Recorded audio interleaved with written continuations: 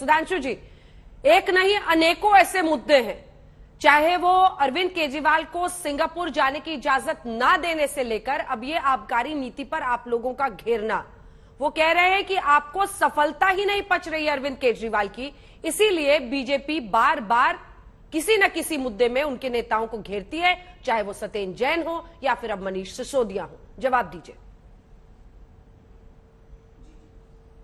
वास्तविकता तो यह है अंजना जी, जो नई राजनीति का दावा करके सत्ता में आए थे उनके मंत्री लोग भिन्न भिन्न अवसरों पर भिन्न भिन्न प्रकार के इतने आरोपों में बाकायदा कई बार सिर्फ केस ही नहीं दर्ज हुआ है, कोर्ट के द्वारा भी हो चुके हैं। पंजाब में तो इन्होंने खुद एक मंत्री के लिए मान लिया, मतलब जिसे कहता है ना जुम्मे 4 दिन नहीं हुए सरकार बने हुए और इन्होंने स्वीकार कर लिया। सत्येंद्र जैन हो या इससे पहले याद करिए इनके एक मंत्री तोमर थे जिनके ऊपर फर्जी डिग्री का इशू बना था। जितने प्रकार के आपराधिक विषय हो सकते हैं उतने प्रकार के आरोप एक बहुत ही कम समय में, जिनको 10 साल से कम समय राजनीति में हुआ, उसमें आए हुए हो चुके हैं। मगर इस समय जो प्रकरण आया है आबकारी के विषय पे, अंजना जी आपने यह शब्द तो सुना होगा, सत्ता का नशा, मगर यहां तो नशे की सत्ता दिखाई पड़ रही है।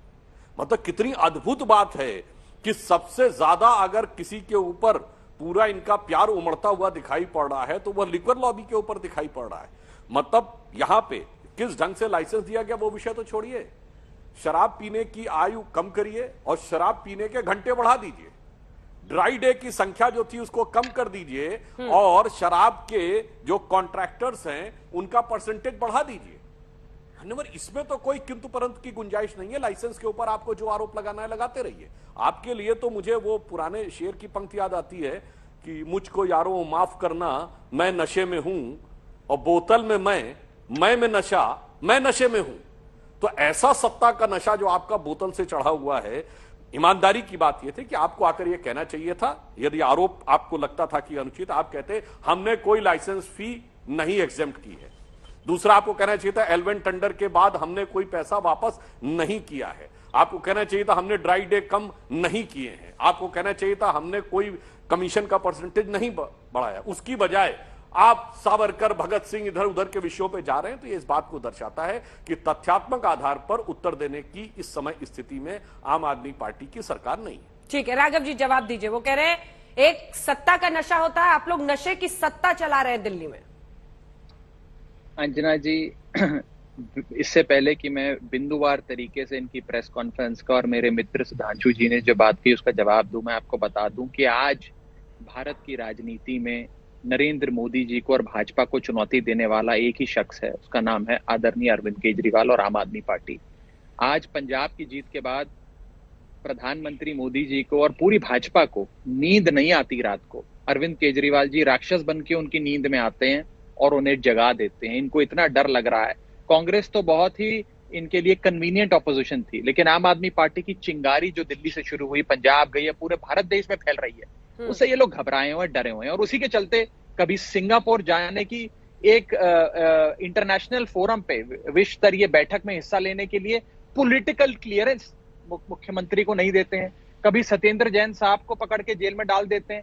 अब मनीष सिसोदिया जी को जेल में डालने की तैयारी है। अरविंद केजरीवाल जी ने आज से करीब करीब 2-3 महीने पहले प्रेस कॉन्फ्रेंस कर विधानसभा में भाषण देकर और अभी कुछ ही दिन पहले एक बार फिर से विधानसभा में भाषण देकर कहा था कि मनीष सिसोदिया जी को जेल में डालने की कोशिश की जा रही है। उस शख्स को जो रोज सुबह 6 बजे अपने घर से दिल्ली के सरकारी स्कूलों को बेहतर करने के लिए दौरे पे निकलता है। अब कौन सा भ्रष्टाचारी सुबह 6 बजे स्कूलों को ठीक करने निकलता है, इसका जवाब मैं सुधांशु जी से चाहूंगा। अब मैं बिंदुवार तरीके से जवाब देना चाहूंगा। देखिए, आज इतने झूठ और इतने मनगढ़ंत आरोप ये लोग लगा रहे हैं कि वास्तव में अंदर से मन भी नहीं कर रहा है इनके सवालों का जवाब देना, बट ताकि इनका प्रोपेगेंडा ना फैले मैं जवाब देता हूं। अब ये कह रहे हैं, जैसे मैं आपको उदाहरण देता हूं, मैंने मीनाक्षी लेखी जी की प्रेस कॉन्फ्रेंस भी सुनी, जो कागजात व्हाट्सएप पे चल रहे हैं वो भी देखे। ये कहते हैं एक टेंडर निकाला गया, लोगों ने उस टेंडर में अप्लाई किया।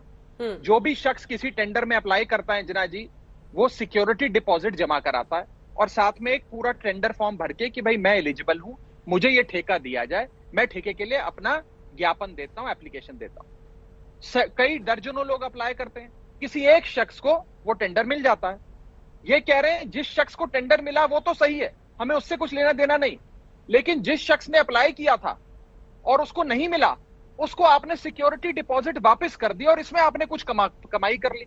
अब मान लीजिए आपने किसी टेंडर के लिए अप्लाई किया, आपसे 5 करोड़ रुपए की, मैं उदाहरण के तौर पर कह रहा हूं, सिक्योरिटी डिपॉजिट ली गई, आपको टेंडर नहीं मिला, तो क्या सरकार आपका 5 करोड़ रुपए सिक्योरिटी डिपॉजिट रख लेगी? कौन सी सरकार रखती है?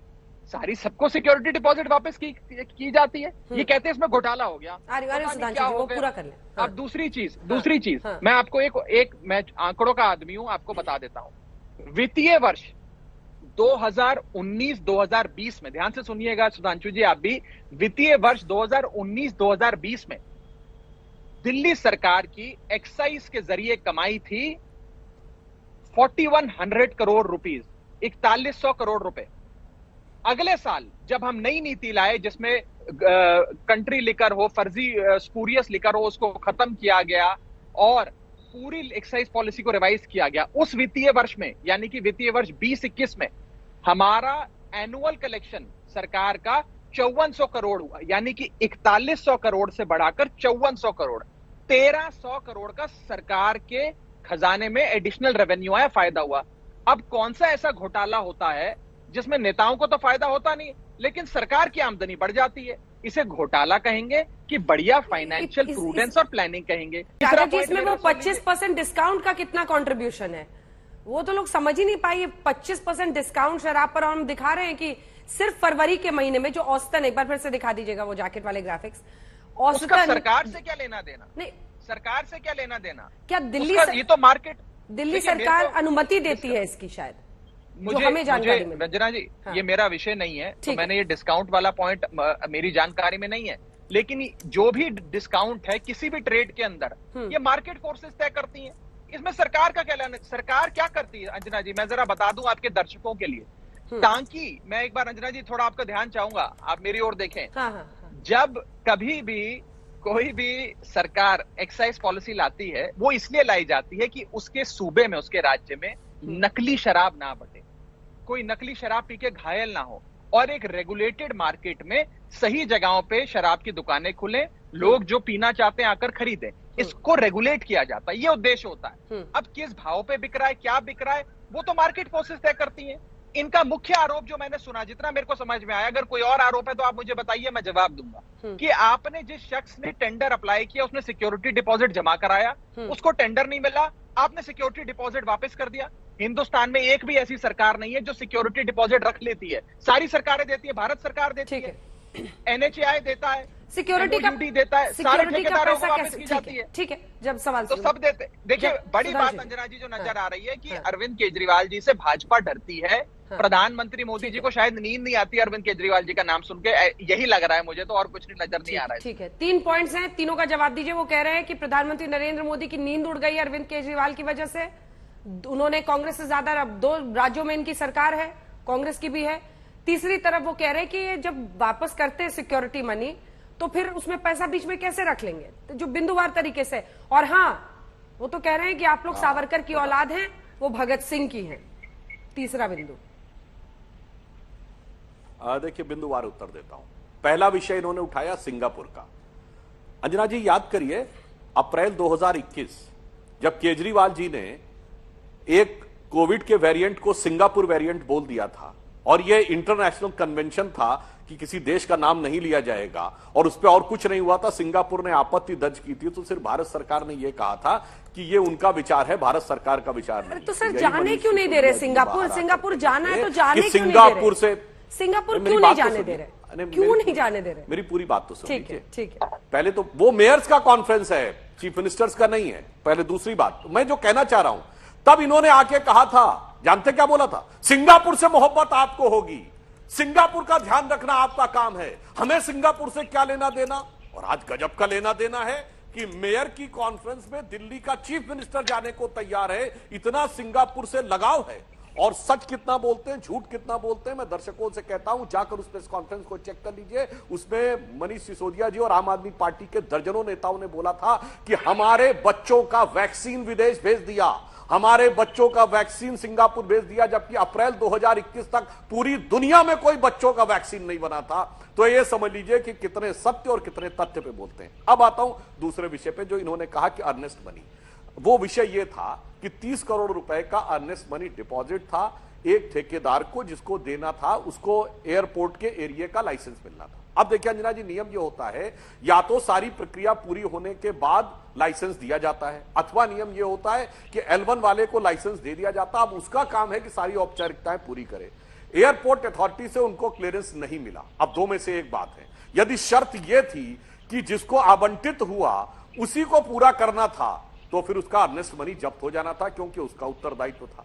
यदि शर्त यह थी कि सरकार को ही करना था, क्योंकि सरकार ने वापस किया, तो सरकार ने बगैर पूरी फॉर्मेलिटी किए हुए उसको आवंटित कैसे कर दिया, परमिशन लेना सरकार की जिम्मेदारी थी। अब दोनों में से क्या था ये बता दीजिए, अन्यथा ये कैसे संभव है कि पूरी औपचारिकता किए बगैर एक व्यक्ति को टेंडर मिल जाए, फिर वह टेंडर इसलिए कैंसिल हो जाए। राघव चड्ढा जी की बात सही है, वो टेंडर इसलिए नहीं मिला, कैंसिल हो गया।